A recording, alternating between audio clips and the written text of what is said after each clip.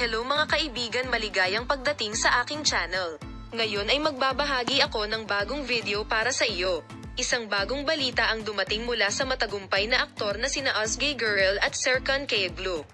Kung nais mong malaman ang tungkol sa video tungkol sa Özge Gürel at Serkan Kayaglu, huwag kalimutang mag-subscribe sa aking channel at suportahan kami. Ngayon ay lumipat tayo sa aming video. Ang balita ng tahimik na hiwalayan nina Özge Gürel at Serkan Kayaglu, isa sa mga pinakaminamahal at sinusubaybayang mag-asawa sa mundo ng tabloid, ay labis na nagpayanig sa mga tagahanga at media.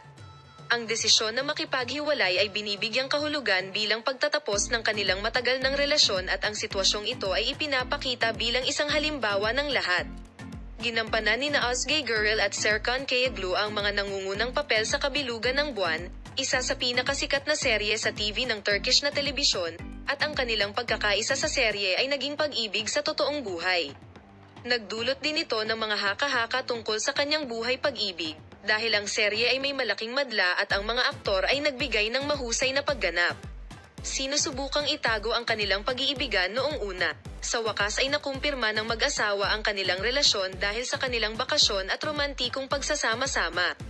Ang pahayag na ito ay lumikha ng isang mahusay na sigasig sa mga tagahanga at ang relasyon ng mag-asawa ay isa sa mga mahahalagang paksa ng agenda ng magazine, ngunit ang mga balita na naipakita sa press kamakailan ay nagpapakita na ang relasyon sa pagitan ng Özge Gürel at Serkan Kayaglu ay ganap na natapos.